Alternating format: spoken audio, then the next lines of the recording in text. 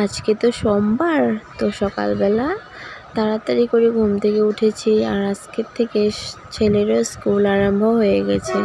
তো সকালবেলা ঘুম থেকে উঠেই আশেপাশে কাজ করে তারপর সোজা চলে এসেছে স্নান টান করে পুজো দেওয়ার জন্য। আর এদিকে দেখো পুজো টুজো ঘরে দিয়ে নিচ্ছি।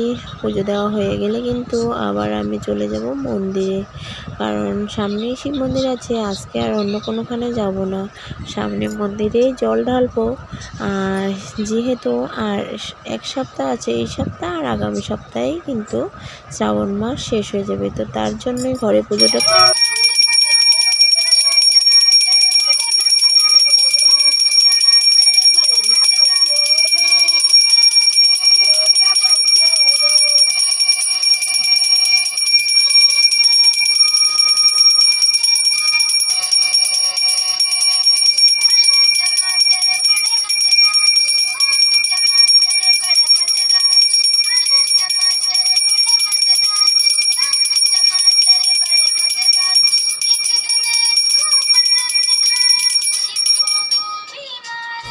তো ঘরে পুজো দিয়ে তারপর এখন চলে যাচ্ছি আমি মন্দিরে। আর যে দেখো একটা আজকে ছাপার শাড়ি পরে নিয়েছি, কারণ মন্দিরে গেলে নাইটি পরে যেতে একদম ভালো লাগে না। তো তার জন্য মন্দিরে যখন এসেছি তো ভাবলাম না ছাপার শাড়ি একটাই পরে নিই। তো ছাপার শাড়ি পরে ঘরেও পুজো দিলাম, আর এখানে চলে এসেছি মন্দিরে পুজো দেওয়ার জন্য। আমার কিন্তু পুজো দেওয়া শেষ হয়ে গেছে। তারপর এখানে এক পিসি পুজো দিচ্ছিল আমাদের পাড়ারে আর কি। তারপর সোজা চলে এসেছি আমি স্কুলে। স্কুল থেকে ছেলেকে নিয়ে ঘরে গেলাম। ঘরে গিয়ে আবার দেখো কল খোলার অপেক্ষায় আমি আর আমার ননদ বসে আছি কলের পাড়ে। এখনও কল খুলেনি, জলের অপেক্ষায় বসে আছি। আর আজকে আমাদের এখানে ওয়েদার হলো একটু রৌদ্র একটু বৃষ্টি, এই অবস্থা। যখন বৃষ্টি আসে ঝপঝপ করে চলে আসে, আবার যখন বৃষ্টি নাই রৌদ্র উঠে যায়। এদিকে দেখো বালতি কলসি সব নিয়ে আমরা বসে আছি জলের অপেক্ষায়।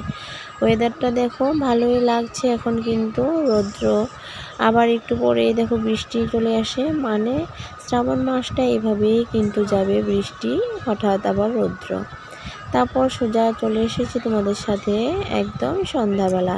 সন্ধ্যাবেলা দেখো দক্ষ পাপা দুধ নিয়ে এসেছে। আর আমাদের তো জানোই 1 লিটার করে দুধ আনা হয় একদিন গ্যাপ দিয়ে দিয়ে।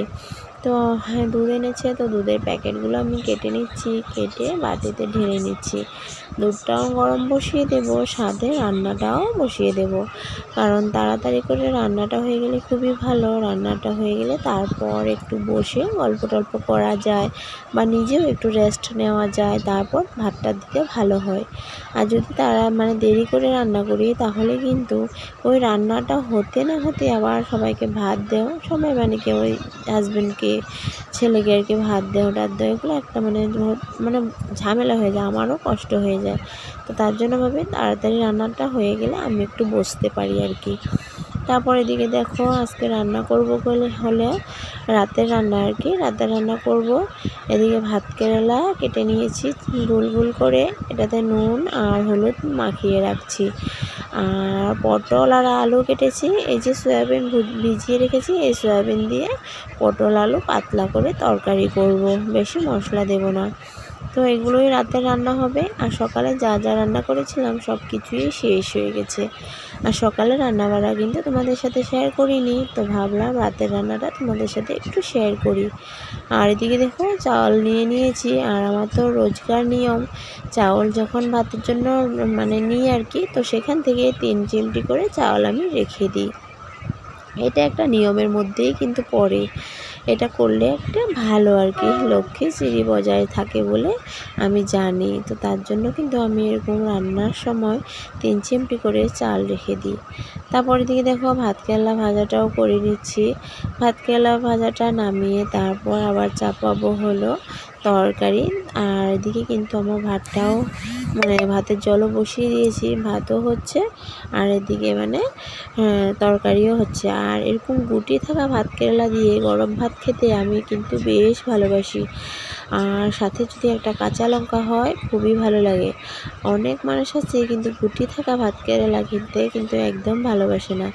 আমি আবার গরম ভাতের সাথে ওই গুটিওয়ালা ভাত কেরালা দিয়ে কাঁচা লঙ্কা দিয়ে খেতে খুব ভালোবাসি।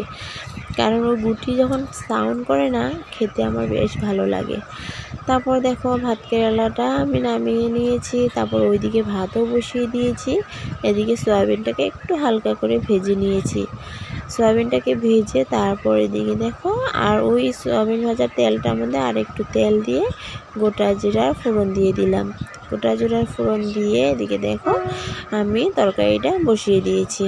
আর তরকারি এদিকে দেখো ঢাকা দিয়ে দিয়েছি। এদিকে তরকারি ভাত হচ্ছে, আর আমি এদিকে একটু দুধ দিয়ে চিড়া দিয়ে খেয়ে নিচ্ছি, কারণ সন্ধ্যাবেলা চা খাইনি আজকে। আর এত জোরে খিদা পেয়েছিল, মানে কি বলবো, থাকতেই পারছিলাম না। তা তার জন্যই কিন্তু আমি এদিকে আবার ওই মানে চিড়া দিয়ে দুধ দিয়ে, ওই যে দুধটা গরম করেছিলাম তো সেটা দিয়েই মানে একটু চিড়া খেয়ে নিয়েছি।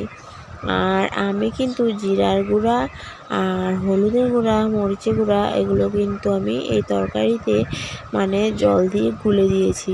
ওই শুকনো শুকনো দিলে কী হয় বলো তো, ওই লেগে যায় আর কি, পুড়ে যায়। তো তার জন্য কিন্তু আমি এইভাবেই দিই সবসময় সব তরকারিতে।